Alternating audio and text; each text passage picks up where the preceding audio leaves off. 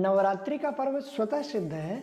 नवरात्रि के इन्हीं 9 दिनों में हम परम ब्रह्म सच्चिदानंद परमात्मा का माँ के रूप में अर्चन वंदन करते हैं। नवरात्रि में जहाँ एक तरफ सभी भक्तगण कलश, माँ की चतुर्भुजी प्रतिमा आदि को स्थापित कर विधि पूर्वक व्रत, पूजा, देवी भागवत का पाठ आदि अनुष्ठान करते हैं, वहीं दूसरी तरफ कुछ साधक बीज मंत्रों का जाप कर देवी का ध्यान करते हैं। नमस्कार साथियों, प्रत्येक वर्ष चैत्र मास के शुक्ल पक्ष की प्रतिपदा के दिन से माँ भगवती की आराधना विशेष रूप से होती है, जिसे हम नवरात्रि के रूप में जानते हैं और इसी दिन से हमारा हिंदू नववर्ष भी प्रारंभ होता है। हम सभी ने नवरात्रि की पूजा तो अवश्य रूप से देखी ही है।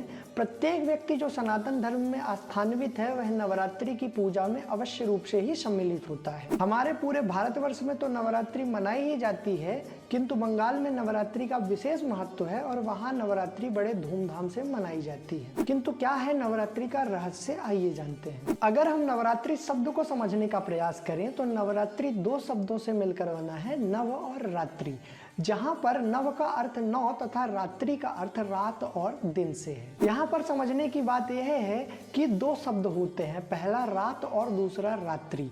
रात का अर्थ तो रात से है, किंतु रात्रि दिन और रात दोनों को परिभाषित करती है। नवरात्रि के 9 दिनों में हम माँ के 9 रूपों की पूजा करते हैं। वह अपने जीवन में आध्यात्मिक शक्ति व चेतना का आह्वान करते हैं। एक समय की बात है, ब्रह्मा जी महिषासुर नामक दैत्य के घोर तप से प्रसन्न होकर उसके पास गए व उसे वर मांगने के लिए कहा। तब उसने सभी राक्षसों की तरह अमरत्व का वर मांगा, किंतु ब्रह्मा जी ने उसे अमरता का वर प्रदान करने से मना कर दिया। तब उस राक्षस ने युक्ति लगाई व यह वर मांगा कि उसकी मृत्यु सिर्फ एक स्त्री के हाथों हो, अन्य कोई उसकी मृत्यु का कारण ना बन सके। तब ब्रह्मा जी ने उसे तथास्तु कहकर यह वरदान प्रदान किया कि उसकी मृत्यु सिर्फ एक स्त्री के हाथों ही होगी, अन्य कोई उसे नहीं मार सकेगा। अपने इस वर के कारण व स्त्री को तुच्छ समझने के कारण महिषासुर ने स्वर्ग पर आक्रमण कर लिया व देवताओं पर विजय प्राप्त कर ली। तब देवता त्रिलोकी की शरण में गए और वहां पर ब्रह्मा जी ने यह बात उजागर की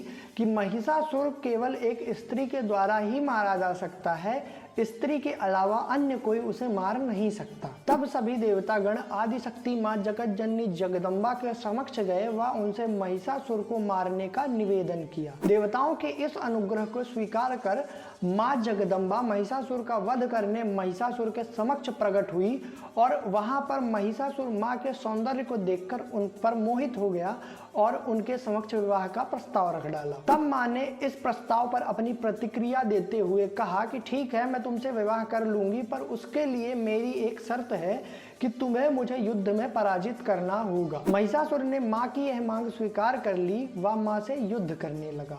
9 दिनों तक घोर युद्ध चला तथा 10वें दिन माँ ने उस महाअसुर का वध कर सभी देवताओं को महिषासुर के प्रकोप से मुक्ति दिलाई। इस प्रकार अधर्म पर धर्म, बुराई पर अच्छाई की जीत को नवरात्रि के रूप में मनाया जाता है। माता के 9 रूप हैं। प्रथमम शैलपुत्री च, द्वितीयम ब्रह्मचारिणी, तृतीयम चंद्रघंटेति, कूष्मांडेति, चतुर्थकम, पंचमम स्कंद मातेति, षष्ठम कात्यायनीति च, सप्तमम कालरात्रीति, महागौरीति चाष्टमम, नवमम सिद्धिदात्री च, नवदुर्गा प्रकीर्तिता, उक्तान्येतानि नामानि ब्रह्मणैव महात्मना। अर्थात प्रथम रूप शैलपुत्री, द्वितीय ब्रह्मचारिणी, तृतीय चंद्रघंटा, चतुर्थ कूष्मांडा, पंचम स्कंद माता, षष्ठम कात्यायनी, सप्तम कालरात्रि, अष्टम महागौरी तथा नवम रूप सिद्धिदात्री है। माँ के इन्हीं 9 रूपों का वर्णन हम दिनानुसार इसी श्रृंखला में करेंगे। तो संपूर्ण नवरात्रि के 9 दिन हमारे साथ इसी श्रृंखला में जुड़े रहने के लिए हमें फॉलो व सब्सक्राइब करना ना भूलें। नमश्चंडिकाय नमो नमः।